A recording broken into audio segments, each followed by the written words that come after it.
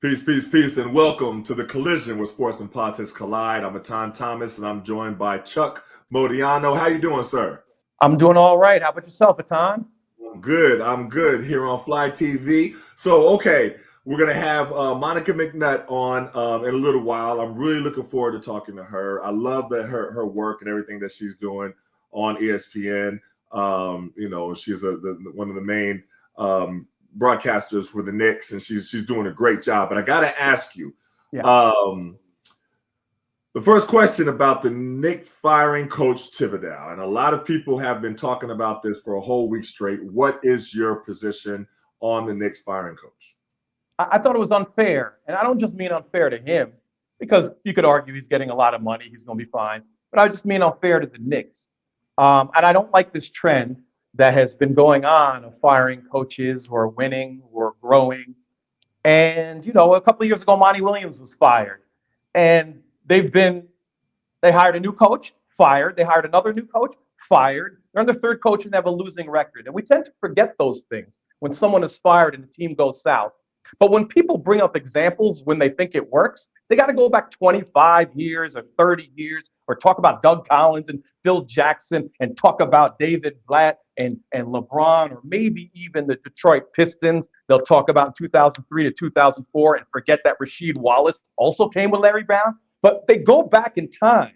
But if you go actually look in more recent time, you see maybe Mike Malone. Mike Malone is somebody that a lot of Knicks fans want. Well, maybe you want to check what happened with him and how he won his championship. They say we want him because he won a championship. How did he win it? They won it through continuity, because in his fifth year, he went to the Western Conference Finals and they didn't fire him. And in his sixth year, they reversed and were swept in the second round and they still didn't fire him.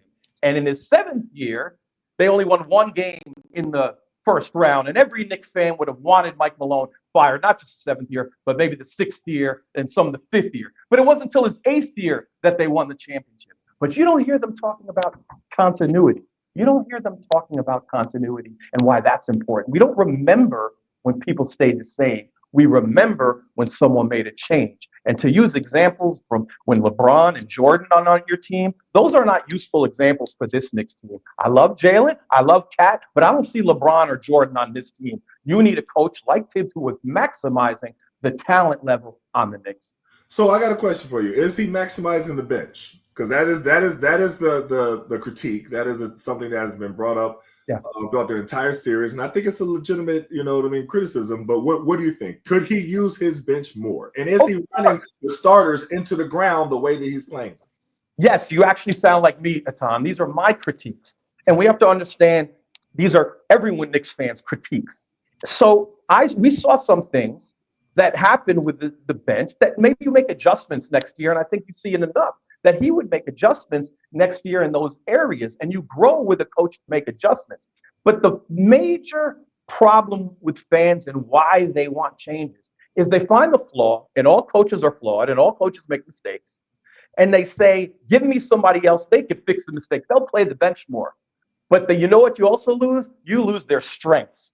And to think the next coach will bring all of Tibbs' strengths and just change up a couple of very changeable things like using the bench more, I think it's a huge mistake, and people don't think about it like that. More often than not, the next coach does not bring in the strengths, even if they change the mistakes. These are modifiable mistakes. Bringing Josh Hart to the level he's playing and every player under him playing at a new level, that's coaching. And I don't disagree with you, and I agree with the points that you're making.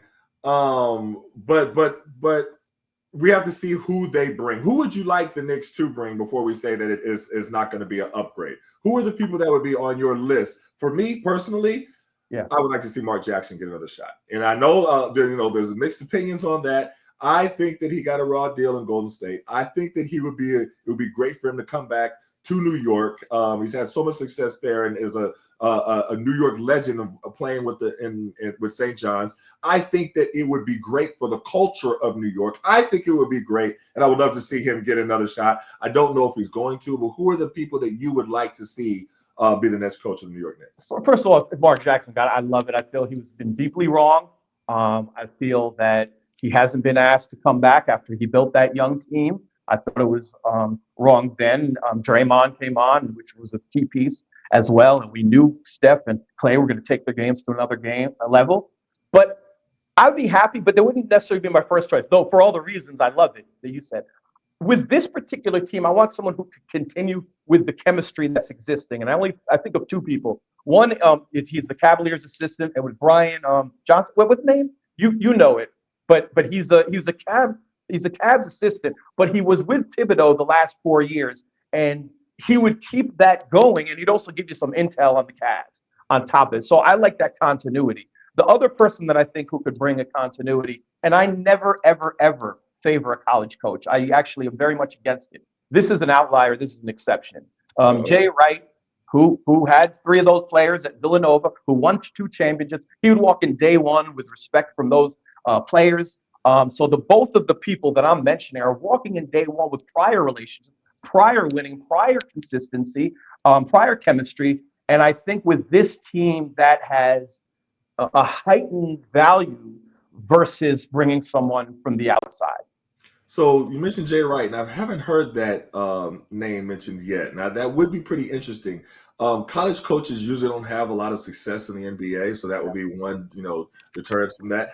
But in Jay Wright's situation in particular, that's interesting. Or would it be good for him to be on the bench of whoever is brought in? Would that be a better role for him to play? Because I don't know. Sometimes it seems he wouldn't accept it though. Do you think he'd accept it at the time? I don't know. I mean, he's kind of chilling now and enjoying. He does a little bit of Villanova, then he does a little bit of commentary. The assistant coach doesn't have the pressure of the head coach, so everything is not going to fall on the assistant coach when things go wrong. So I think he could have kind of the best of both worlds of being able to coach at the NBA level, but then not have all the pressure of being a head coach and all the criticism and everything like that when things go wrong, especially in New York. No, that's right. That's right. I mean, this is the first time you will ever hear me advocate for a college coach. He'd be my second choice.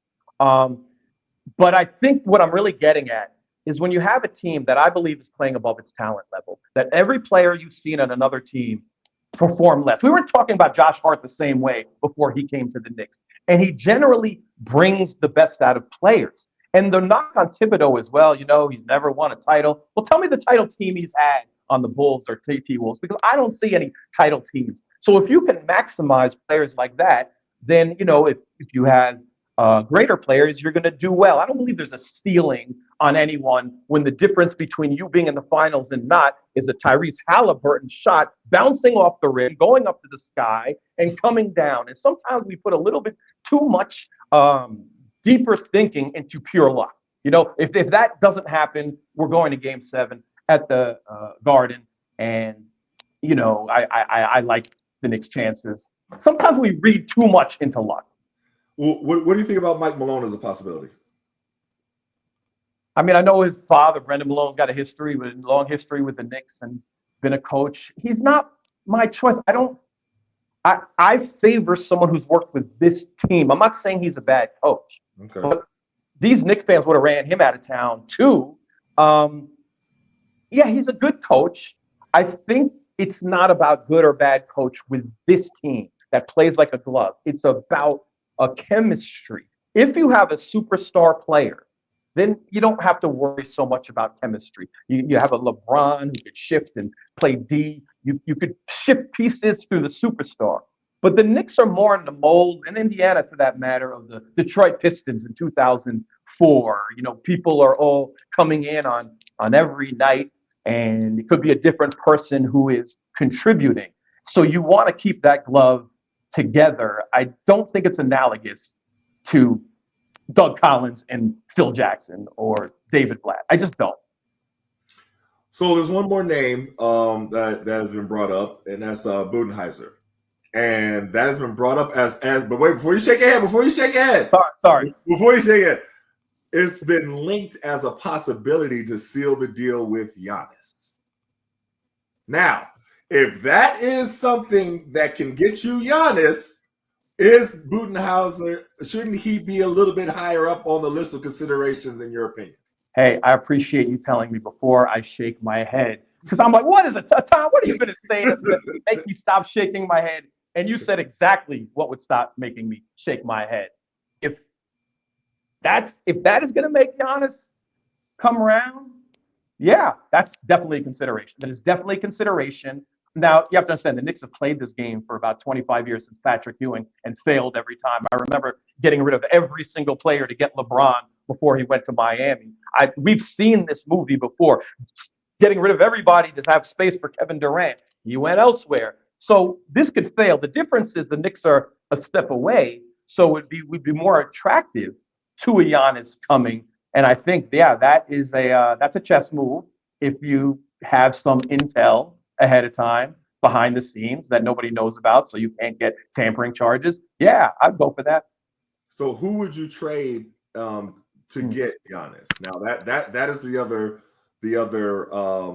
piece of this puzzle, because of course the Knicks, they had a great year. The Knicks gave all Knicks fans something to cheer about, and the entire city of New York was, electric. It was great to see. So nobody wants to part with any of those parts.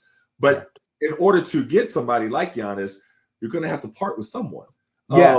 Who would you part with in order to get Giannis on the Knicks?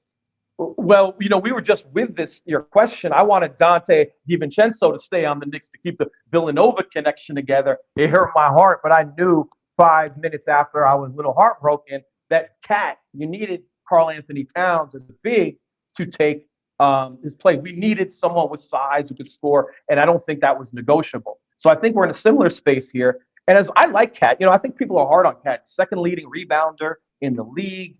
He could hit over 40% from three. I don't think the soft label is warranted that they give him. He scored 20 points in the fourth quarter to bring them back when they were dead a few games earlier. I like Cat, but if I'm on the other team, if I'm on the Bucks, I don't think they're going to make the move without you sending a big for a big. So I almost think whatever I think, that's who they're going to want. And yeah, you know what? Cat's going to be your centerpiece for that trade.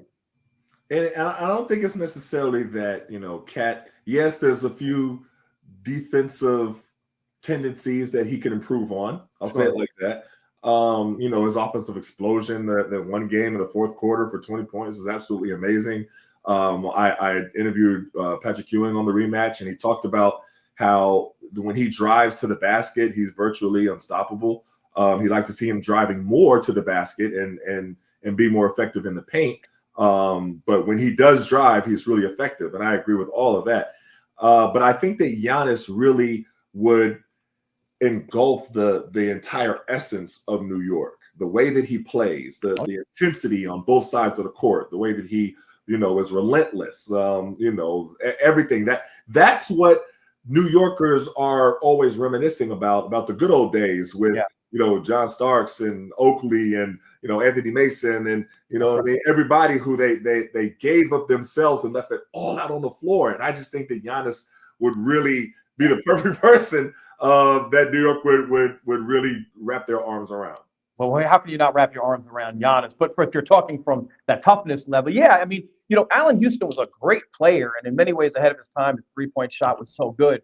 But Latrell Sprewell was far more loved. No one cared about what happened in Golden State with his coach at all. If you played hard, New York Knicks fans loved you. I loved Allen Houston too, but he wasn't embraced the same way. So there is something about a toughness. If I see a Jimmy Butler here, a Draymond Green there, I'm like, they would make good Knicks. And you know who that is when you see them. That is true. That is true. We have our guest on, and it is a pleasure for me to bring on Ms. Monica McNutt. She is the primary radio analyst for the New York Knicks, calling the majority of the Knicks games on 98.7 FM, ESPN New York. She also works as a pre- and post-game analyst for select MSG Network Knicks telecasts. Additionally, she appears on various ESPN studio shows and is an analyst on ESPN's WNBA and women's college basketball coverage. But more importantly than all of that, she is a friend of the program, Coach McNutt's daughter, Miss Monica McNutt. How are you doing? Oh, my goodness. I just learned that today, right this second. Oh, you didn't make the connection before? No. This is Coach's daughter. Now, we have Coach all the time. You talk about our Coach McNutt? Yeah, our coach McNutt. Oh my goodness. Now, when I say that he is so proud of you, Monica, I called him last week and I was talking to him. I was like, hey, I think I want to, interview Monica. What do you think? And he sent me a few clippings. He had his, when you could tell somebody is smiling over text. That's how it was with Coach. That's how he was. But thank you for coming on the show, Monica. I don't mind to be redundant, Monica, but now everything's starting to make sense. It's all making sense to me right now. What part of it is making sense, Chuck? Well, that's Coach McNutt. I mean, the fruit don't fall too far from the tree. You know a lot about basketball. He would come on the show on WPFW and he would break down on a molecular level coaching and the game. So, you know what? I'm not taking anything away from you, but I know you pulled a couple of gems from Coach McNutt. No, that is not taking anything away. You're right. That is wisdom, in fact. And that's sort of what I was hoping you would say, because he likes to tell folks he was a star in his own right, not just my dad. I'm like, okay, whatever. You talk about Elgin Baylor in D.C. Mm-hmm. Yeah, you've heard the stories. I don't need to tell you that. Yes. Yeah. Well, thank you for coming on the show. And we want to jump right into it because we were talking about Knicks before you came. And first, I want to ask you, because this is where we kind of left off. We was talking about Giannis and the possibility of Giannis coming to the Knicks and what would need to take place in order for him to come to the Knicks. Now, first of all, we're saying as far as coaching possibilities. Now, a rumor that I heard was that Budenholzer would be a pathway to help get Giannis. Do you think that Budenholzer would be a good coach? Would you take that if it meant that you would land a Giannis on the Knicks? I do not think Budenholzer is a serious contender in this coaching search. I also do not think that that's the only. I'm sorry, we have a 6-month-old puppy in the background.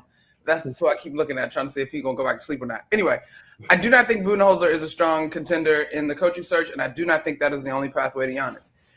As far as I can tell, the pathway to Giannis is Giannis has to force his way here. Force being that he has to make it clear that this is where he wants to be, because the chest right now is not loaded for the Knicks in terms of having the assets that are particularly desirable for the Bucks. So this is a little bit of a long shot, as I can gather so far, but it is in the realm of possibility. See, I was thinking it was a little bit more of a possibility than a long shot. I was really hoping. Nah, it depends on how you define that, Etan. Like, there's a pathway, but I don't know for sure that Giannis is in. I don't know. Most of the indicators that I have read, seen, heard, deduced, he likes New York, but he has not made any clear indication that this is where he wants to be and the deal that he wants to see his personal team and the Bucks come to. So who are the coaches that you have on your list that would be good possibilities for the Knicks? Not the coaches that the Knicks are considering, but in your opinion, who would you like to see as the next coach of the Knicks? Well, I think it's got to be a veteran head coach. Mike Brown, who was coach of the year a couple of seasons ago, is sort of at the top of my list in terms of someone that's innovative offensively, but has an identity defensively as well. I think after that, it starts to get a little hairy for me in terms of veteran coaches that are available. Now, someone presented this to me the other day. I don't think that this is in the realm of possibility, but I would take it, was Eric Spoelstra, which is never going to happen, but I would take it if that was a thing. But I think for me, Mike Brown is at the top of my list. And after that, it gets tricky. Taylor Jenkins, I guess I would put on there as well in terms of a guy that built a system around the talent that he had. They had a strong identity defensively when he was there. I don't think Mike Malone is going to be a fit with this group. I know people keep tossing that out, but I don't really see that one unfolding. And then, there's no guarantee that a coach that is currently in a position might not move if the number is right and things aligned just so. And I don't want to speak on anybody in any current positions, but there are some rumors out there as well. Go ahead, Chuck. Yeah. Well, you know what? We were talking a little bit earlier about Tibbs, and every time in history there's a coaching change, it gets a lot of attention. But what gets less attention is continuity. So, for instance, Mike Malone in his 5th year did lose in the Western Conference Finals, and then lost in the 2nd round in the 6th year, and in the 1st round in his 7th year, and then won a title in the 8th year. How important, particularly for a team like the Knicks, where you don't have that superstar Jordan LeBron type person, Giannis type person, is continuity in growing a team? Is coaching continuity? How much could that be made up for? So, disregarding journalism 101, I'm going to answer your question with a question. Sure. What good is continuity if it cannot evolve? Can I read your subtext to your question? Because I think you're hitting the crux. If we're saying next year, we know Tibbs does many things well. He elevates the team, he elevates the players, but we all critique the same thing, which is his substitution patterns. And should he give the bench more time? I may be too hopeful, but was thinking that these playoffs could be used as a lesson that he could make that adjustment next year. Whereas my concern is if someone comes in and fixes the weaknesses, they may not bring the strengths with them. So that's a great question, but then it lies with, would he have made the adjustment next year? Past behavior is the best indicator of future behavior. And so look, listen, I have a ton of respect for Tom Thibodeau. He's probably forgotten more basketball than I know. He did an excellent job with this team in terms of getting every ounce of juice out of the fruit provided. In many ways this year, I do think he deserves credit because he sort of, I won't say reinvent is too strong, but he did manage a team that had offensive firepower and did not have the defensive identity that we are accustomed to seeing. They got back to the Eastern Conference Finals for the first time in 25 years. That is an accomplishment in itself. But I also think the circle of life, if you will, or nature taking its course, whatever phrasing you want to use, you can outgrow one another. And I think that's okay. To me, having had an opportunity to spend time with these players, you are fair to question continuity, Chuck, but I also believe that particularly in your centerpiece in Jalen Brunson, and I would even add Karl-Anthony Towns in this mix, they are not the sort of superstars that demand the ball in a way that it takes a long time to develop continuity. Yeah. The way that the Knicks have played previously was the system, but they are such sharp basketball IQ guys, and yes, naturally talented, that I think that their ability to adjust, as with the rest of this roster, you will find continuity can be maintained, not just salvaged, because the personnel largely will stay the same. Now, if it's a new coach and they get Giannis, then you're talking about certainly taking the first 3 months or so of the season to really start to build and develop. But obviously, I don't think you make both of those plays, and expect results in year one. In fact, one of the reasons that I think Karl-Anthony Towns deserves a level of credit is I personally do not subscribe to it working with two new superstars in year one for that exact reason. And for this team to have this level of success in year one, it speaks to his mindset and his willingness, as he came in his initial press conferences saying, to defer to Jalen Brunson and continue to be additive to this team and not disruptive. Fair point. And can I add to that and Chuck, of course, respectfully, of course, but when you said that he learned from this year and learned from the playoffs, didn't he kind of wasn't his hand kind of forced to play the bench during the Indiana series when you had a few players go down and he kind of had no choice? But if it was his number one option, would he have just continued the way that he always been coaching as Iron Man basketball? It's an open question. I'm not saying he definitely learned. I'm saying I would want to know if he could adjust after having more evidence. I'm just saying he had more evidence this time. Whether he would adjust or stay stubborn, that's an open question. I've been that critic the whole time.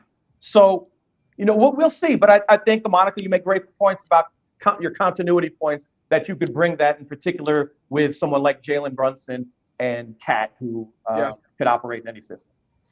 Agreed. All right, so Monica, I want to ask you about another topic because I saw that we have something very much in common.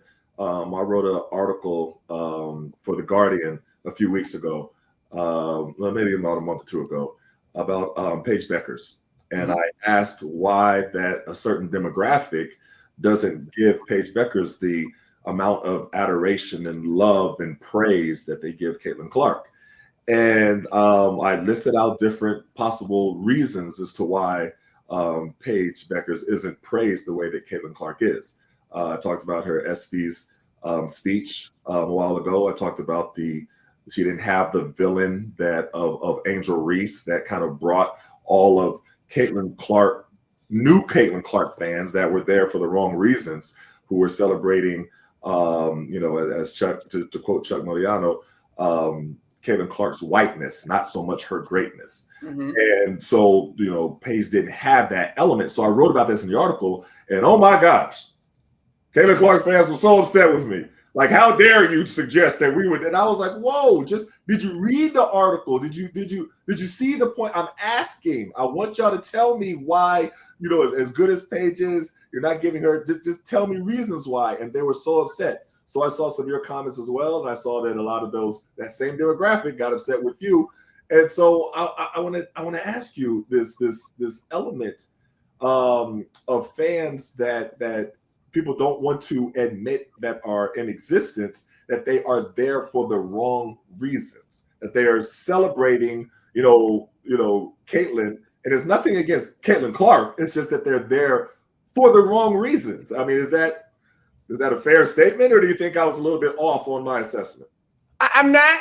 No, I actually did not. I'm not gonna say I fully read your article, Tom, but I did skim through it, right?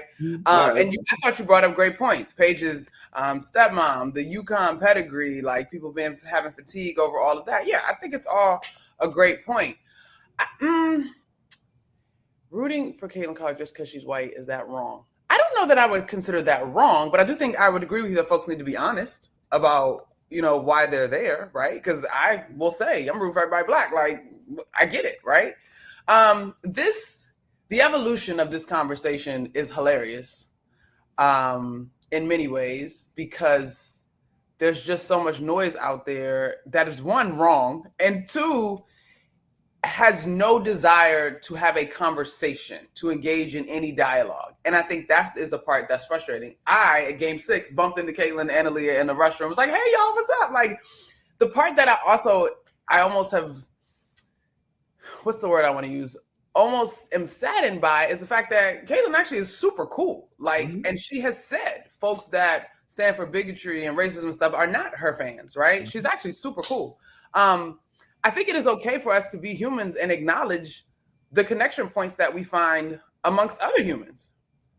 And I think we need to be able to allow one another to share our experiences, to share our viewpoints, and the lens from which we come with which we come at topics, and it be okay. But I think the experience of this, even going back to Dallas, when the initial fracas happens between LSU and Iowa, is that people don't want to have a dialogue that disagrees slightly. Mm-hmm.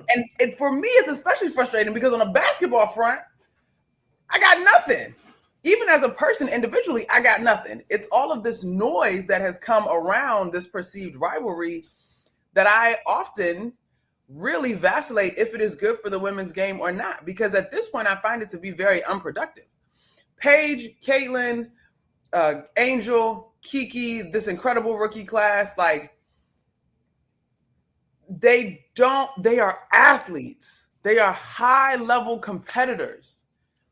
And so far, it has not been Caitlin's decision to discuss some of the bigger things with depth. I loved what she shared in her Time article as Player of the Year, but she's not going to be a person that is hopping on a collision and talking about all these intersectional things, and that's okay. Right. She has said the right things in terms of what she believes and what she supports, but it's not going to be something that a drum that she beats. On the other side of it, you've got Angel, who probably has had to walk in this full, bold intersectional identity before she was even a star coming out of Baltimore. And so there's a level of comfort there, right? Anytime something happens between the two of them, or even any black player, any white player in the league, all of a sudden, it becomes this big fracas. And I just think that is so unfair. Because our experience in sport is, in fact, a collision of all that we are in the sport that we play. And it's not always going to be perfect, but I think you and I know there are things that are said in competition that don't actually carry over into how you live your life, but it is competition and it is an emotional experience. And so I find the whole thing now to be very redundant because people just don't want to listen. Like, people just don't want to listen. Well, it's redundant in the level of conversation that is happening, but I think that there's such a deeper conversation because now, like what you said, yes, you're there because you see a player who you identify with that looks like you now flourishing in a league that is predominantly something else. We did it with Tiger Woods. Well, before we did this, but at first with Tiger Woods, we did it with Naomi Osaka. Did it with Coco. I'm rooting for Coco right now. Yep. So, but the difference is with Caitlin Clark fans is that made them hate Angel Reese, and that's the difference. If Angel Reese didn't beat Caitlin Clark in college, I don't even think they would hate Angel Reese the way that they do. I mean, you can, if you looked at any type of a post or anything on ESPN or Bleacher Report of praising Angel Reese or she accomplished this, and you look back in the comment section, they're all like, "Oh, Caitlin Clark, this, Caitlin Clark." Well, ain't nobody said it about Caitlin Clark, so it becomes hate now, and that's something it doesn't feel right. No, and I agree with you. I think though too, and this is why, if you're going to come because you found a touch point of something that you can connect with, that's beautiful. But you also got to know that you're coming to sport. And you should do a little bit of your research. Because again, competition is a part of it, right? This whole thing, if you go back to it, that was not Angel's original thing. Caitlin, who talks cash, trash, and I love it, competitor, go ahead, do your thing, have been doing that all through the tournament. But people didn't know that, right? And so then it was this conversation of what is sportsmanship and what is class and all of this stuff. And you're right. The vitriol that has been sent toward Angel Reese is undeserved. Like, you can love your favorite player for whatever reason and say nothing, like our parents used to say when we were kids, right? If you ain't got nothing nice to say, don't say it at all. And have nothing to say if the player is not your cup of tea. And so I'm hoping that this will continue to progress in a real way, because I can't take away from either one of those young women when you show up to games and the amount of little girls that have their jerseys on and the father-daughters or the moms and daughters that are in the arena, or even the little boys, right? Like, I take nothing away from the impact that they are going to have on their future generations. We just got to get these folks, to you and Chuck's point earlier, that are here weaponizing the wrong things, right? And using those things to be mean and nasty to folks that don't deserve it. So let's talk about the backlash that you received, because I received a ton of backlash from my article. Like, they were hot. Like, when I say upset, it was all the way upset. And I saw some of that backlash that you received. And are you not even allowed to critique Caitlin Clark's game without there being this backlash? I mean, how are you as an analyst supposed to critique a player if anytime that you make a point, now that there's this tremendous backlash from this Caitlin Clark, I don't want to say mob, but I'll say that certain section. These are all of her fans, but that certain demographic that is there for the wrong reasons, that are there to weaponize her, immediately attack you. I don't pay much attention, honestly, Tom, because you will never praise her enough, right? And so my job as an analyst is to say the positive and the negative. It's funny. I can remember last year I was on her. I don't want to mess up the actual statistic, but I was on the Dallas game where she set a record for assists, I believe. Okay. And I thought we had a terrific call. I was with Pam Ward. We had a blast, like, cool. And of course, people that you weren't happy enough, you weren't like, whatever. I can't. Like, I literally, I just can't. I mean, the young woman is phenomenal. She blew my socks away. Her rookie year. I think Indiana, when she is healthy, will have a real opportunity to contend this season. But I got a whole league to cover. And also, I got myself to look in the mirror and be pleased with. Like, I'm not finna patronize y'all people, because you're never going to be satisfied. Please. No, that's 100% true. And so do you think that and this is what I feel, that the WNBA kind of, I don't want to say turn a blind eye to that demographic, because it resulted in higher viewership and higher everything else. But it seemed like for an entire year, they kind of let it go along. I know this last year they made a statement, bigotry will not be tolerated here, and we're going to do an investigation and get to the bottom. But it seemed like for a whole year, they knew what was going on, and it benefited them. So it was like, okay, that's how I saw it. But if you see it somewhere different, please go ahead. I think the league genuinely did not know how to respond. I think back to preseason of the rookie class of 2024, and the young woman streaming the Sky and Lynx game on her phone, and it crashes sites and goes viral because people are watching. Cheryl Reese said then, basically her sentiment was the league is not ready for what's about to happen in terms of the increased viewership, the demand, and obviously in terms of this little nasty underbelly, we'll call it, right? I'm willing to give the league some grace. I don't know that they were sitting back hands off, were benefiting from it, but I genuinely think they were not prepared, and part of that maybe was not doing their due diligence, because the time this was brewing for 2 years before they got there. If you had been in women's college basketball, right, you felt it, right? The miscommunication with Cheryl Swoops and the way that went down, like this had been brewing. But I don't know that the league has ever been in this position, and certainly never. We're all new to 2024 and 2025 at that point. So I think that was a real learning curve, and will continue to be. But I'd like to give them the benefit of the doubt that they were not okay with benefiting off of an unhealthy experience for anybody that dare oppose the new golden goose, so to speak.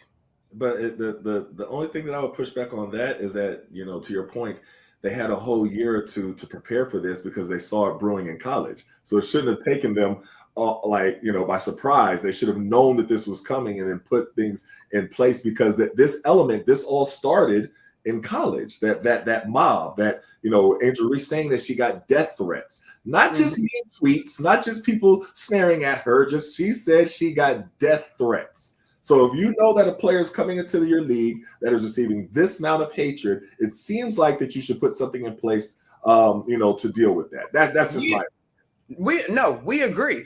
And I still continue to say that the league was unprepared. Should they have been better prepared? Yes.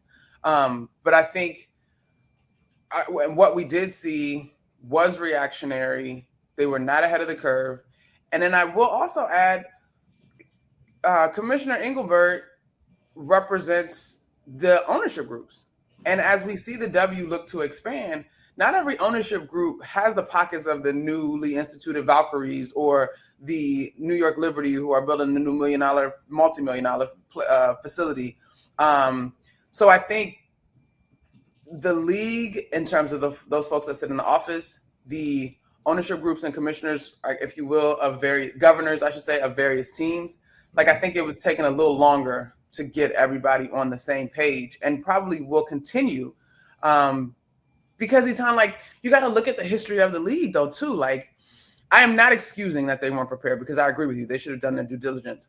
But I do think you talk about a league that is not yet 30 years old, is approaching 30, which has been sadly, but factually to a degree, patronized for so long, right? And not taken seriously. And that is both internally and externally to a degree, in terms of treating your athletes like first-class athletes. Then you have these comets, these forces, these supernovas that take it to another level. Mm-hmm. If the infrastructure was not there, where you are forward thinking about protecting your players' well-being, like we just got to a CBA that included maternity leave, right?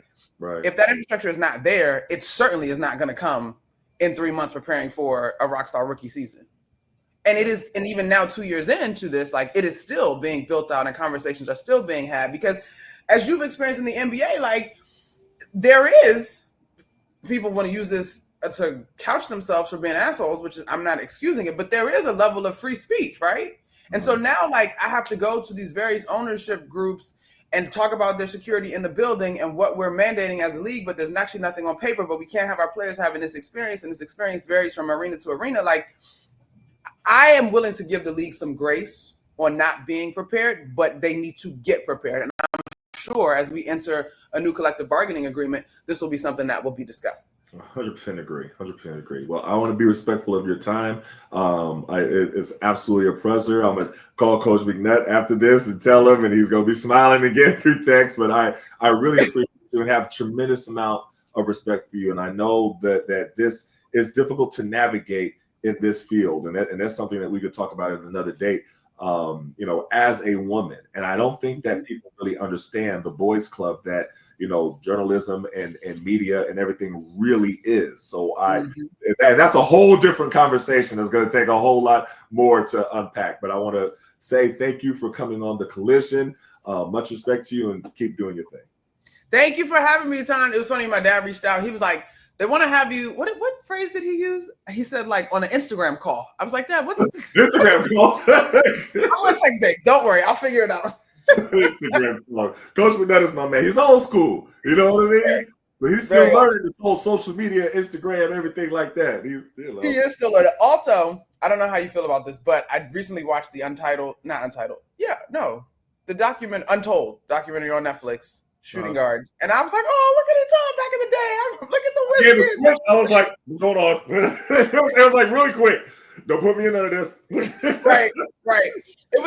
It was informative. I'm sure you got plenty of stories, but that is a whole other conversation. So that means we're gonna have another conversation because there's a whole lot that from that, and a lot of people in DC have stopped me and said, "What do you think about this?" So I've had these amazing conversations around the DMV with people, and that's a whole different thing. But there's a lot to that, and there's a lot that Netflix left out. Which I was just about to ask you. You know how I go. You in media. You know how I go. It should have been a series. Because there's too much to cover. And if you're going to cover it, you got to cover it correctly. You can't just cover it and throw this little bit here and then just end it. There's a lot to cover with this. Yeah. But again, for another day. Well, for scratching the surface and setting up our next conversation, they did a good job. That's true. That is true. All right. Thanks again. Keep doing your thing, though. We were all rooting here. Thank you. Keep doing your thing. Have a great weekend and happy Father's Day coming up soon. Appreciate it. All right. All right. Talk to you soon.